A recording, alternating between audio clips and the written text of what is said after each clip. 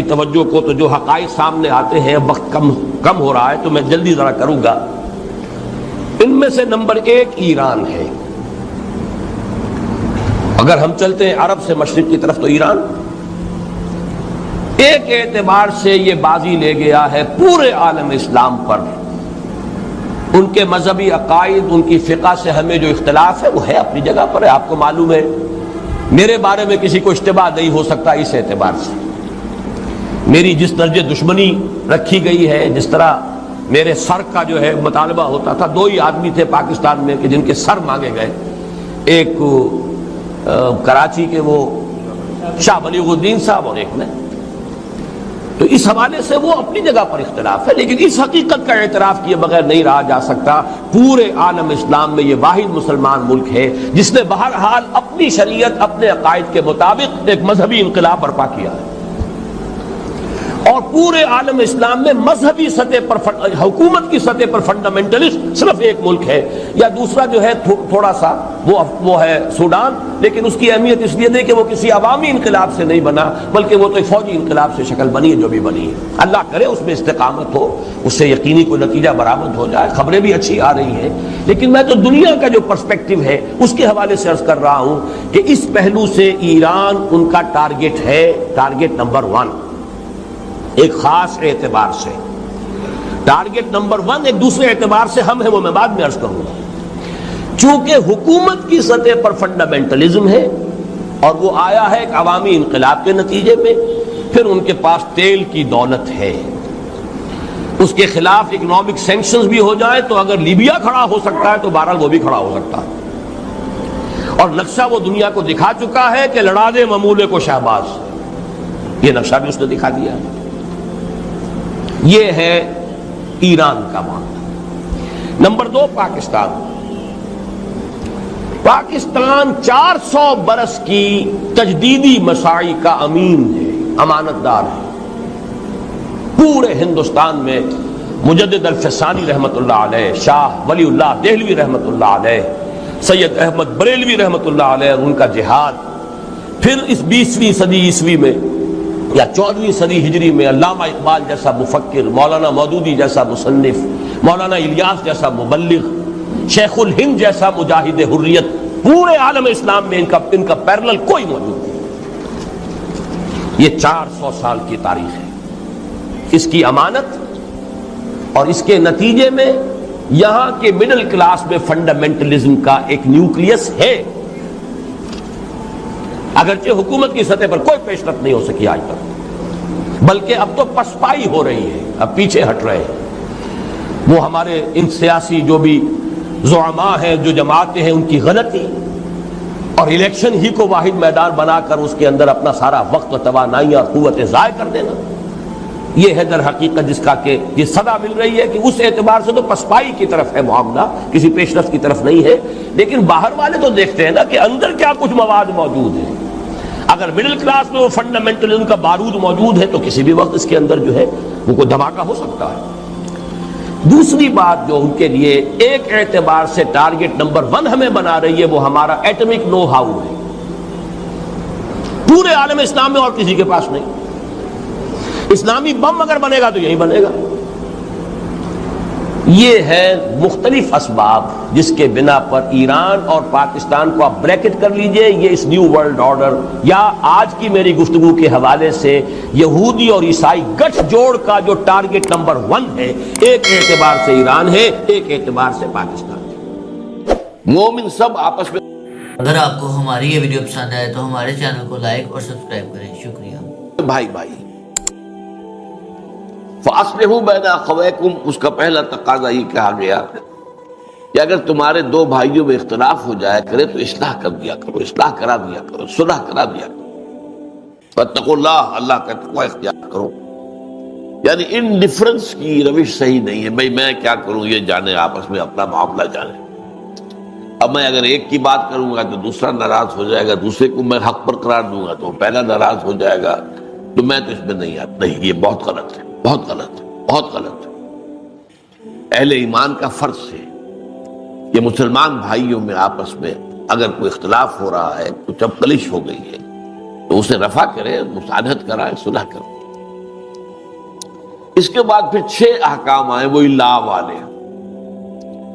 اہل ایمان تم میں سے کوئی مرد کچھ دوسرے مردوں کا تمسخر نہ کیا کرے، مذاق اڑانا، استہزاء. ہو سکتا ہے کہ جن کا مذاق اڑایا جا رہا ہے وہ مذاق اڑانے والوں سے بہتر ہو اللہ کی نگاہ میں. اب آپ نے کسی کا جسمانی عیب ہے اس پر مذاق اڑا دیا، یہ تو اللہ نے بنایا بھائی، اور کیا پتا کہ اس کے دل میں ایمان کتنا ہے، تمہارے اندر کتنا ہے، اللہ کی نگاہوں میں اس کا وزن زیادہ ہو. لہذا تمسخر نہیں، استہزاء نہیں. لا یسخر قوم من قوم عسى ان يكونوا خيرا منهم. اور چونکہ یہ مرض خواتین میں زیادہ ہوتا ہے لہذا دوہرا کرنا ہے. ولا نساء من نساء، اور نہ ہی کوئی عورتیں دوسری عورتوں کا مذاق اڑائیں اور تمسخر کریں.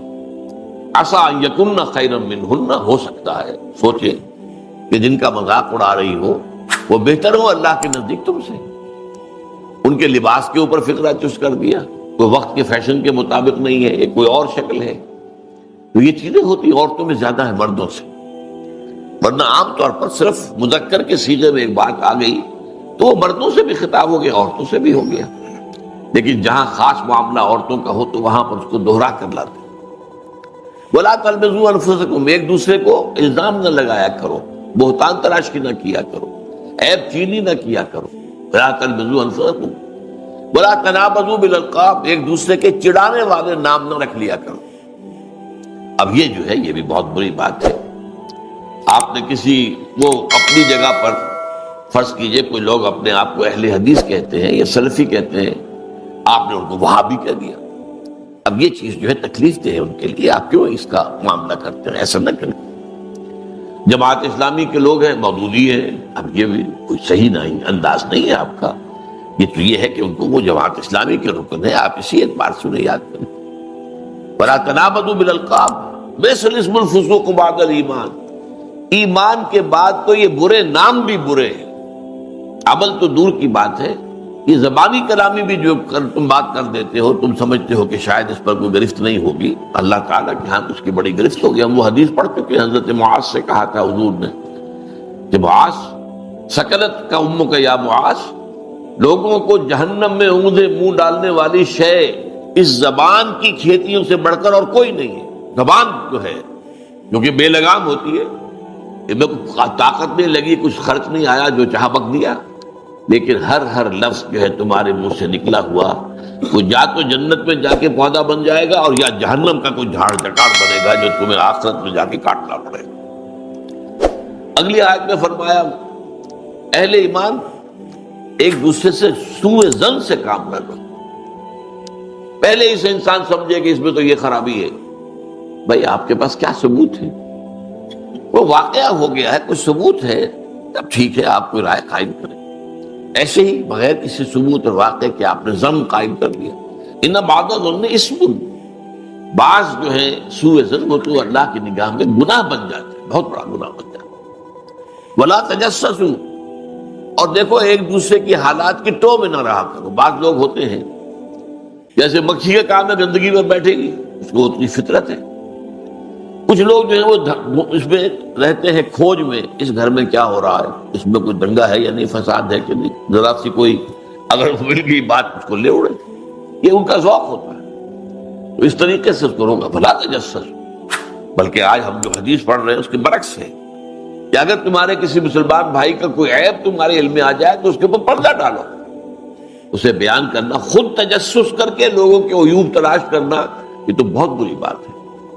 وَلَا يَغْتَبْ بَعْضُكُمْ بَعْضًا، اور دیکھو ایک دوسرے کی غیبت نہ کیا کرو. کسی مسلمان بھائی کے پیچھے اس کی کوئی برائی بیان نہ کرو. اور وہ پوچھا کہ حضور اگر وہ برائی اس میں ہو تب بھی نہ کرے. فرمایا تبھی تو وہ غیبت ہے، اگر وہ ہے بھی نہیں تو بہتان ہو گیا، پھر تو وہ تو بہت بڑا گناہ ہو گیا.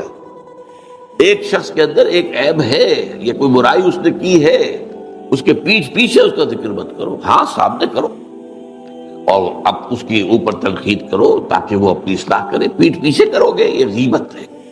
اور اس کو اتنا برا کہا گیا کہ یحب احدکم ان یاکل لحم اخیہ میتا، کیا تم میں سے کوئی شخص اپنے مردہ بھائی کا گوشت کھانا پسند کرے گا؟ فکرہتموہ، یہ بات تو تمہیں بری لگی بہت. لیکن تم جان لو کہ کسی مسلمان بھائی کی غیبت کرنا اخلاقی سطح پر وہی فعل ہے جو کسی مسلمان بھائی کا گوشت کھانا مردہ. کیوں؟ اس کے دیکھیے کیا اس کے اندر مناسبت کیا ہے. جو مردہ ہے وہ اپنا دفاع نہیں کر سکتا. آپ نے جہاں سے چاہا بوٹی اڑا لی، کوئی دفاع تو نہیں کر سکتا. اسی طرح جو شخص موجود نہیں ہے وہ اپنا دفاع نہیں کر سکتا. وہ موجود ہوتا تو بتاتا بھائی نہیں آپ کو غلط فہمی ہوئی ہے، یہ بات میں نے نہیں کہی ہے، یہ بات میں نے نہیں کی ہے، اس کا یہ پس منظر ہے. وہ کچھ نہ کچھ دفاع کرتا نا. جب وہ ہے نہیں وہ اپنی عزت کا دفاع نہیں کر سکتا، جیسے وہ مردہ جو ہے وہ اپنے جسم کا دفاع نہیں کر سکتا. پر یہ میں نے آپ کو بتایا یہ انداز ہے قرآن کا، جیسے کہ ہمارے کلمے کی بھی ترتیب یہی ہے، لا الہ الا اللہ. پہلے نفی، لا الہ نہیں ہے کوئی بھی معبود الا اللہ سوائے اللہ کے. تو منفی کے بعد اسی طرح سورہ بقرہ میں فرمایا گیا وَمَن يَكْفُرْ بِالطَّاغُوتِ وَيُؤْمِن بِاللَّهِ فَقَدِ اسْتَمْسَكَ بِالْعُرْوَةِ الْوُثْقَىٰ. جو شخص طاغوت کا کفر کرے اور اللہ پر ایمان لائے. طاغوت کون؟ جو بھی اللہ سے سرکش ہے، جو بھی اللہ کے باغی ہیں، جو اللہ کے بجائے اپنے آپ کو حاکم سمجھ بیٹھے ہیں، چاہے وہ حاکم فرعون اور نمرود کی شکل میں ہو یا آج کے دور میں عوام حاکم بن بیٹھے، جو چاہے قانون بنائیں گے، ہمارے نمائندے جائیں گے بنائیں گے. وہ شراب کو جائز قرار دے، ہومو سیکسولیٹی کو جائز قرار دے، ہومو سیکسول میرجز کے جواز کا فتویٰ دے، بلکہ رجسٹر کرے. ایک مرد شوہر ہے، دوسرا مرد جو ہے وہ بیوی ہے، قانون کی نگاہ یہی ہوگی. یا ایک عورت شوہر ہے اور ایک عورت ہی بیوی ہے، قانون کی نگاہ میں تو یہ بات ہوگی. حالانکہ گویا کہ فطرت سے بغاوت کا معاملہ ہے. فطرت سے اللہ نے بنایا ہے عورت اور مرد کو، اس کی تخلیق، اس نے جو جسم بنائے ہیں، جو نفسیات بنائی ہے، وہ ایک دوسرے سے بالکل جدا ہے. تو اس حوالے سے تو در حقیقت یہ سب طاغوت ہیں.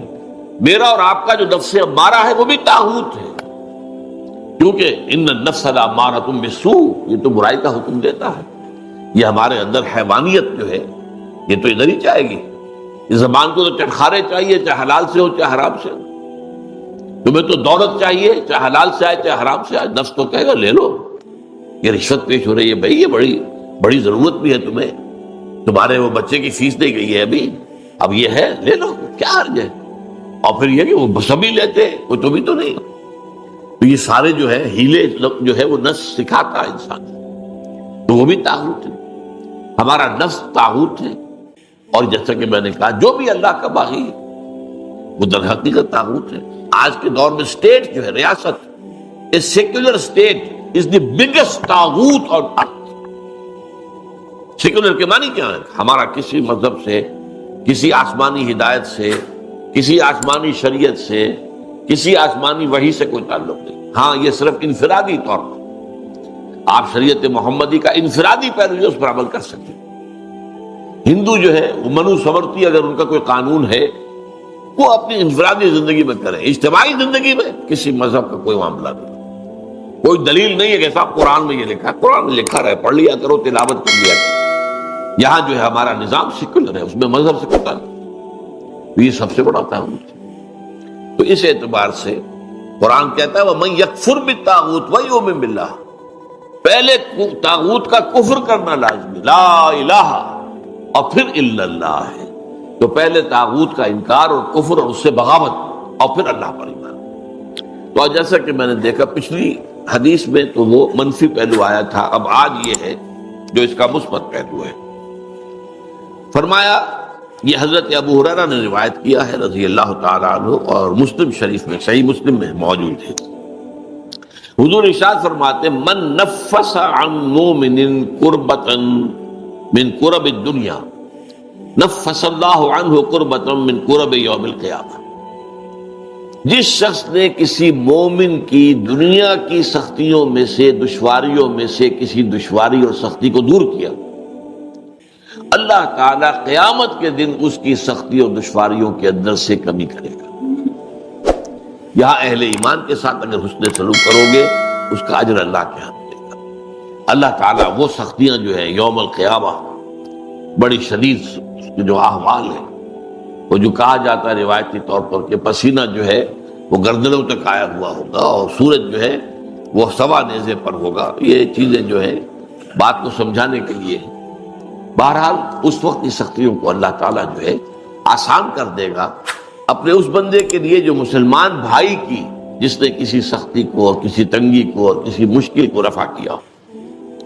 وَمَنْ يَسَّرَ عَلَى مُعْسِرٍ يَسَّرَهُ اللَّهُ عَلَيْهِ فِي الدُّنْيَا وَالْآخِرَةِ، اور جس نے آسانی پیدا کی کسی ایسے شخص پر، کسی ایسے مسلمان پر جو کسی مشکل میں ہے، تنگی میں ہے، مصیبت میں ہے، تنگ دستی بھی ہو سکتی ہے، تو اگر آپ کے اختیار میں ہے کہ آپ اس کی اس جو ہے تکلیف کے اندر آپ کمی کر سکیں اور اس کے لیے آسانی کا راستہ پیدا کر دیں، یا مثلاً آپ نے کسی کو قرض دیا تھا اور قرض کی ادائیگی کا وقت آ گیا، اس نے کہا تھا 2 سال کے بعد میں دے دوں گا واپس، اب اس کی پوزیشن نہیں ہے، وہ کسی ایسی حالت کے اندر ہے کہ ادا نہیں کر سکتا، تب آپ آسانی کریں، یہ نہ ہو کہ اس کے سر پر سوار ہو جائے، بلکہ یہ کہ آسانی کر دیں۔ قرآن مجید میں تو جہاں سود کی حرمت کا حکم آیا وہاں یہ بھی آیا ہے، وَإِن تَعْفُوا خَيْرٌ لَكُمْ، دیکھو اگر ایک تو یہ کہ تمہارا مقروض جو ہے اگر نہیں دے سکتا تو اس کے لیے مہلت بڑھا دو، کوئی حرج نہیں، اور اگر معافی کر دو تو یہ سب سے بہتر ہے۔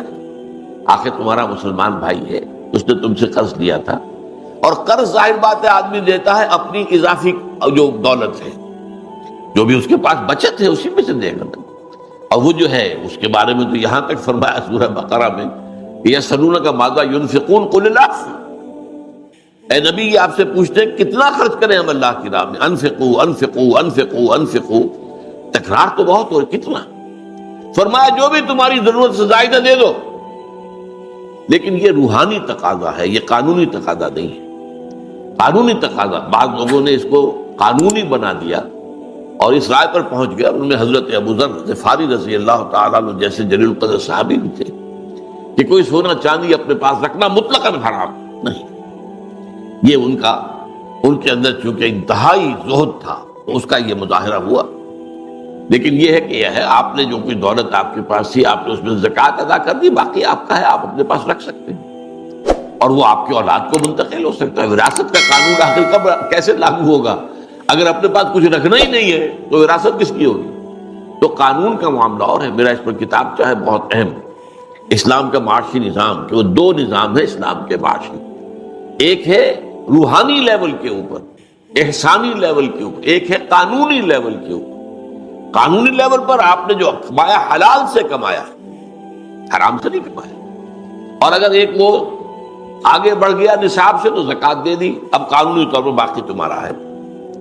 روحانی کیا ہے کہ اس کو بھی اللہ کے راستے میں دے دو، یسألونک ماذا ینفقون قل العفو۔ تو اگر تمہارا کوئی مقروض ہے اور وہ سختی میں ہے، ادا نہیں کر سکتا، تو پہلی بات تو یہ کہ اسے مہلت دے دو، آسانی کر دو۔ وَمَنْ يَسَّرَ عَلَى مُعْسِرٍ، اور اگر اس سے بھی آگے جیسا کہ میں نے بتایا سورہ بقرہ میں آیا ہے، اگر معافی کر دو تو تمہارے لیے بہت ہی بہتر ہے، بہت بڑی کمائی، بہت بڑی نیکی بن جائے گی۔ یسر اللہ علیہ فی الدنیا والآخرہ، تو جو شخص اپنے کسی مومن بھائی کی کسی تنگی کو، سختی کو نرمی میں بدلے گا تو اللہ تعالیٰ دنیا اور آخرت میں اس کے لیے آسانیاں پیدا کرتے ہیں۔ وَمَنْ سَتَرَ مُسْلِمًا سَتَرَهُ اللَّهُ فِي الدُّنْيَا وَالْآخِرَةِ، اور جس شخص نے کسی مومن کی عیب پوشی کی، ایک عیب ہے آپ کی نظر میں آ گیا ہے، تجسس تو آپ نے نہیں کرنا، خود تو تلاش نہیں کرنا، خود جو ہے اس کے لیے آپ ٹوہ میں لگے رہے، نہیں یہ تو آ گیا، وہ میں نے آپ کو آیت سنا دی، بولا تجسس۔ اب ایک چیز ہے آئی گئی ہے آپ کے سامنے، پردہ ڈالو، یہ نہیں کہ اس کا ڈھنڈورا پیٹ دو، اس کا جو ہے لوگوں کے اندر چرچا کر دو، نہیں، اللہ تعالیٰ کو یہ پسند نہیں ہے۔ ان تشیع الفاحشہ، یہ کوئی شے جو ہے وہ شائع ہو جائے، پھیل جائے، اگر کوئی چیز ایسی ہے اسے رکھو اپنے پاس، آگے بیان نہ کرو، آگے مت بڑھاؤ اس کو۔ وَمَنْ سَتَرَ مُسْلِمًا سَتَرَهُ اللَّهُ فِي الدُّنْيَا وَالْآخِرَةِ، جو کسی مسلمان کی ستر پوشی کرے گا، عیب پوشی کرے گا، اللہ تعالیٰ اس کے عیوب پر پردہ ڈالے گا آخرت کے اندر، دنیا میں بھی آخرت میں بھی۔ دنیا میں بھی اللہ تعالیٰ نقد یہ بدلہ دے گا، آخر تمہارے اندر بھی تو کوئی عیب ہے نا، بے عیب تو ذات اللہ کی ہے، کون ہے جس میں کوئی خطا نہیں ہے، کوئی کمی نہیں ہے؟ وہ حدیث بھی یاد کر لیجئے، کل بنی آدم خطاؤن و خیر الخطائین التوابون، تمام بنی آدم نہایت خطا کار ہیں، ان خطا کاروں میں بہتر وہ لوگ ہیں جو توبہ کرتے ہیں، پلٹ جائیں، رجوع کریں، گناہ پر اصرار نہ کریں، ڈیرا ڈال کر بیٹھ نہ جائیں. جیسے مثال میں دیا کرتا ہوں، اگر کہیں بارش ہوئی ہوئی ہے، کیچڑ ہے، آپ جا رہے ہیں تو آپ کا پاؤں جو پھسلا، آپ گر گئے تو پڑے تو نہیں رہتے نا وہاں، فوراً اٹھتے. تو جو لوگ بھی اس طریقے سے کہیں لغزش ہو گئی ہے نفس کی وجہ سے، کسی اور کوئی حالات جو ہے ماحول کے اثرات کے تحت آپ سے کوئی گناہ سرزد ہو گیا ہے، تو فوراً توبہ کرو اللہ کی طرف. اور اس پر سورہ نساء میں فرمایا ہے کہ اگر فوراً توبہ کرو گے تو اللہ تعالیٰ کے ذمے واجب ہے تمہاری توبہ کو قبول کرنا. انما التوبۃ علی اللہ للذین، ان لوگوں کے حق میں یعملون السوء بجہالۃ ثم یتوبون عن قریب، اگر بالکل جلدی فوری طور پر جو ہے جذبات کے رو میں ایک کام غلط میں کر بیٹھا ہے، اللہ معاف فرما، تو یہ چیز جو ہے اللہ تعالیٰ پھر معاف کرنے والا ہے. تو دنیا میں بھی تمہارے عیوب پر پردہ ڈالے گا اللہ، اور آخرت میں بھی. واللہ فی عون العبد ما کان العبد فی عون اخیہ. اس قدر پیارے یہ جو تعلیمات ہیں آپ اندازہ کیجیے، اس قدر عمدہ اور جامع الفاظ کے اندر. اور دیکھو اللہ تعالیٰ اپنے بندے کی مدد میں لگا رہتا ہے. ما کان العبد فی عون اخیہ، جب تک کہ بندہ اپنے بھائی کے کام میں لگا ہوتا ہے. آپ اپنے بھائی کے کام میں لگے، آپ وقت لگا رہے ہیں، اللہ تعالیٰ آپ کے کام میں لگ جائے گا، آپ کی ضرورتیں پوری کرے گا. اب یہ اونچا درجہ دیکھیے، خدمت خلق ہے، کسی بھائی کی مدد ہے، اس میں وقت بھی لگ رہا ہے. کوئی ایسا شخص ہے جو مظلوم ہے اور وہ آپ سے آ کے کہتا ہے کہ صاحب فلاں حاکم کے پاس جا کر بتائیے میری بات، وہ میری بات تو کوئی سن نہیں رہا ہے. تو اگر اس کی بات حق ہے اور آپ جا کر جو ہے شفاعت کرتے ہیں، اس کی سفارش کرتے ہیں، یہ شفاعت حسنہ کہلاتی ہے. اس میں بڑا اجر و ثواب ہے. اب آپ جائیں گے اس کے ساتھ اور جا کر اپنا وقت لگائیں گے تو ظاہر بات ہے کہ اس پر آپ اس کی مدد میں جا رہے ہیں نا. تو اب اتنے عرصے تک آپ کے سارے کام اللہ سنبھال لے گا. من واللہ فی عون العبد ما کان العبد فی عون اخیہ. جیسا کہ ایک واقعہ آتا ہے بہت مشہور، مکے میں ایک شخص آیا، کوئی تاجر تھا، ابو جہل نے اس سے کچھ مال وال خریدا، بہت پیسے نہیں دیے. اب وہ بیچارہ فریاد کرتا پھر رہا ہے. تو وہ آیا، ایک جگہ پر سردار بیٹھے ہوئے تھے بہت سے، ان کے پاس گیا، فریاد کی کہ دیکھیں ابو جہل جو ہے میری رقم نہیں دے رہا. انہیں شرارت سوجی کہ دیکھیں تماشا دیکھتے ہیں. اس نے کہا دیکھیں وہ شخص جو وہاں پر نماز پڑھ رہا ہے نا، اس کے پاس جاؤ، وہ تمہارا مال دلوا سکتا ہے. وہ حضور تھے صلی اللہ علیہ وسلم. اب حضور کا تو کٹر دشمن ہے ابو جہل. اس نے جا کر اپنی بات کی، حضور چل پڑے. ابو جہل کے دروازے پر جا کر دستک دی، وہ باہر آیا، فرمایا اس کا مال ادا کر دو. وہ فوراً گیا، خاموشی کے ساتھ لا کے بیٹھ گیا. تو یہ روب اللہ تعالیٰ نے نصرت بالرعب، حضور فرماتے ہیں اللہ نے میری مدد کی ہے روب کے ساتھ. اب ظاہر بات ہے کہ آپ کے چہرہ مبارک کا جو بھی روب پڑا ہے اس کے اوپر اس نے چوں نہیں کی، لا کے دے دیا. اب یہ بھی ہے نا ایک بندے کی آپ مدد کے لیے اس کے ساتھ چلے اور اس کے بعد جا رہے ہیں جو آپ کا دشمن ہے، تاکہ کم سے کم اس مظلوم کا جو ہے اس کی کوئی داد رسی ہو جائے. واللہ فی عون العبد ما کان العبد فی عون اخیہ. اب جو حدیث کا ٹکڑا آ رہا ہے یہ یوں سمجھیے کہ جس کام میں میں نے اپنی زندگی کے 50 برس لگائے، ویسے تو اس سے زیادہ لمبا عرصہ ہے. میں جب میڈیکل کالج میں پڑھتا تھا 49 سے 54 تک، 1949 سے 1954 تک 5 برس کا 5 سال کا کورس ہوتا ہے نا FSC کے بعد. اس زمانے میں بھی میرا درس قرآن ہوتا تھا، پسند کیا جاتا تھا. وہ مناسبت اللہ نے عطا فرما دی تھی. لیکن اس کے بعد تو آپ کو معلوم ہے کہ پھر تو میرا زندگی کا جو ہے اصل کام یہ رہا، قرآن پڑھنا پڑھانا، سمجھنا سمجھانا، سیکھنا سکھانا، عام کرنا. اللہ کا شکر ہے کہ بہت سے نوجوان ایسے تیار ہو گئے جو اسی انداز میں اب درس دے رہے ہیں اور وہ کام کر رہے ہیں. چراغ سے چراغ روشن ہوتا ہے، ایک اکیلے آدمی سے کیا ہوگا. لیکن یہ ہے کہ آگے اگر اس کام کو لے کر چلنے والے ہیں تو گویا کہ میری محنت سفل ہو رہی ہے.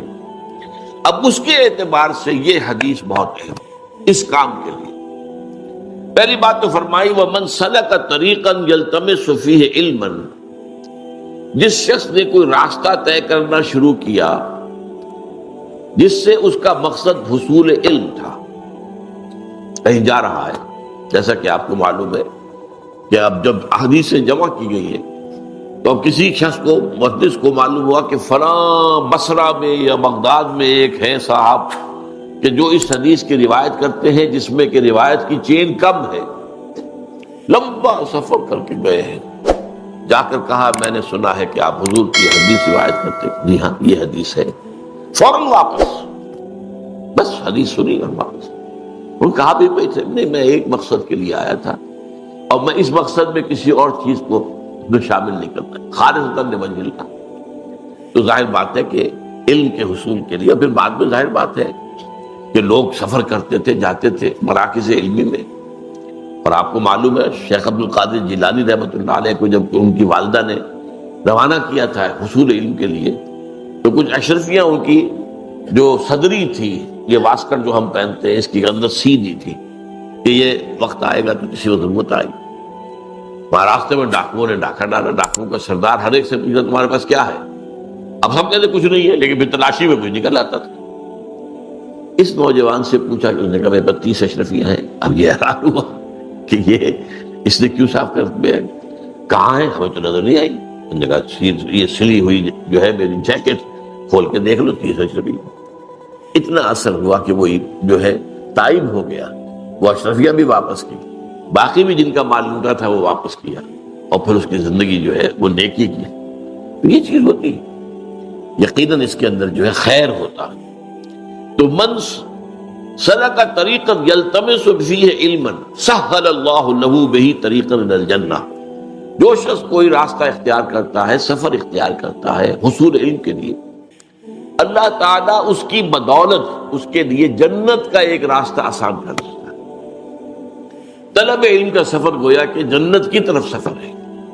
وہ علم کون سا ہے؟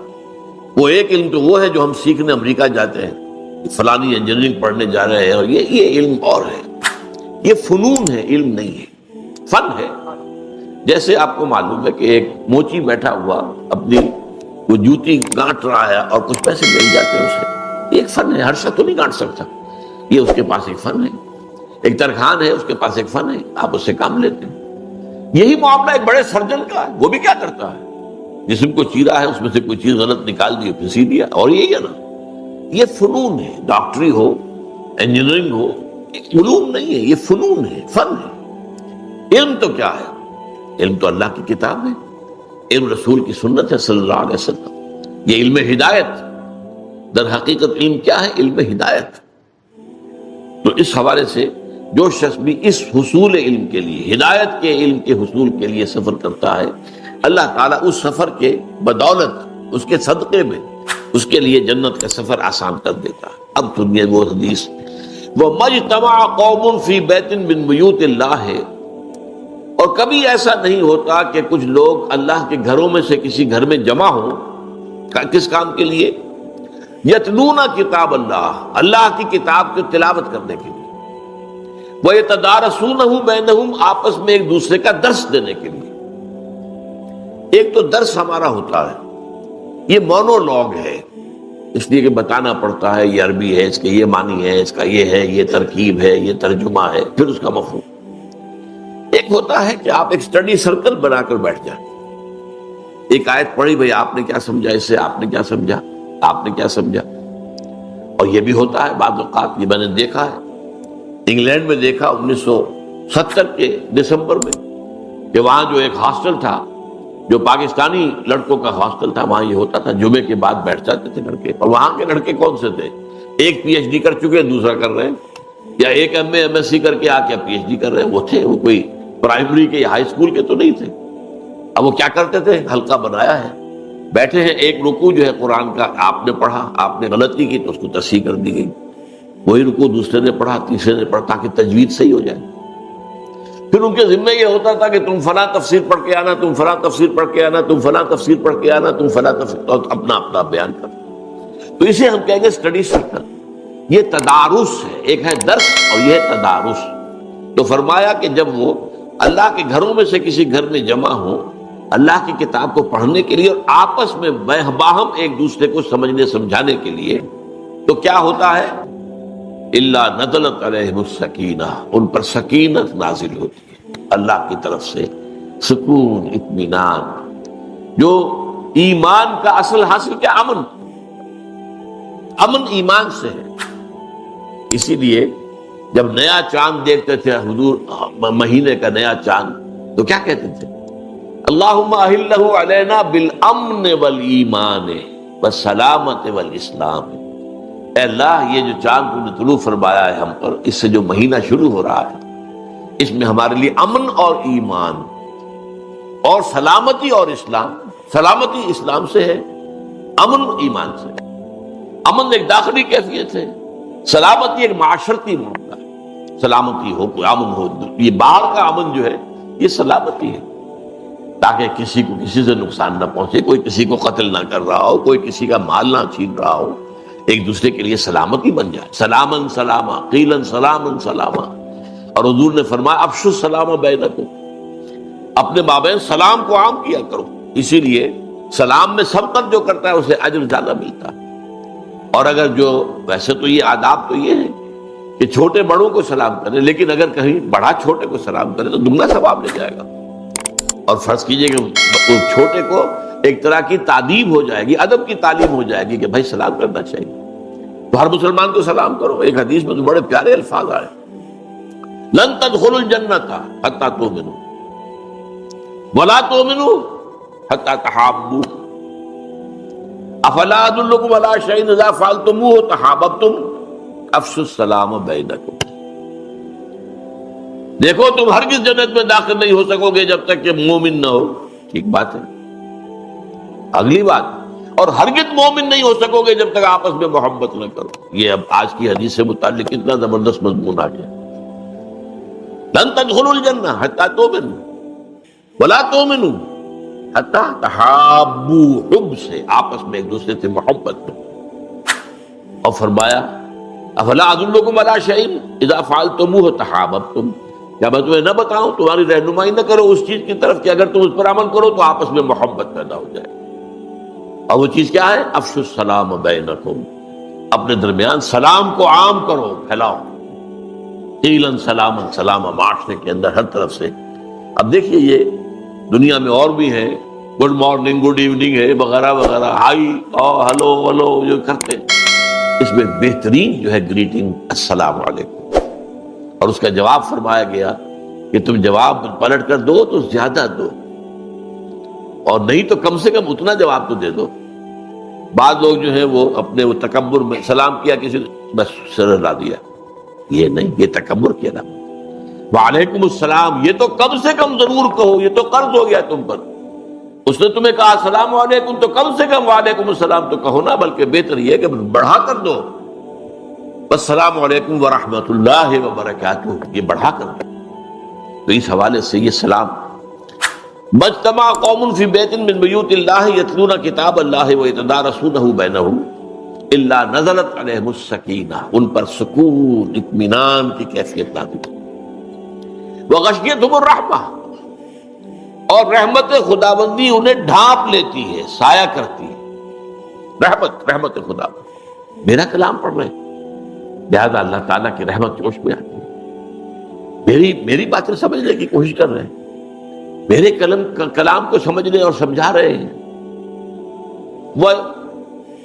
وحفتہم الملائکہ، تیسری بات، سکینت نازل ہو رہی ہے، رحمت ان کے اوپر چھا جاتی ہے، ڈھانپ لیتی ہے، اور فرشتے ان کے گرد گھیرا ڈال لیتے ہیں، چاروں طرف فرشتے. حفتہم الملائکہ.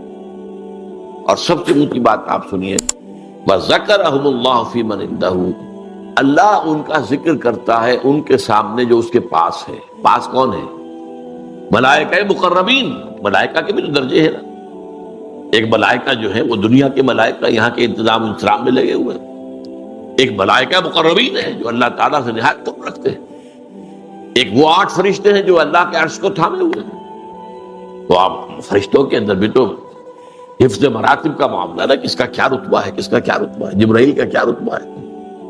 اس لیے جو اس کے پاس ہیں ان میں اللہ ذکر کرتا ہے. دیکھو میرے بندے، اور بات کہنے کی کیا ہے، دیکھو تم کہتے تھے یہ آدم جو ہے اللہ تو یہ جو بنا رہا ہے یہ تو خونریزی کرے گا، یہ تو فساد مچائے گا. دیکھو میرے بندے، کیا ان کے کوئی دنیاوی غرض ہے اس وقت؟ اگر آپ کو ہماری یہ ویڈیو پسند آئے تو ہمارے چینل کو لائک اور سبسکرائب کریں. شکریہ.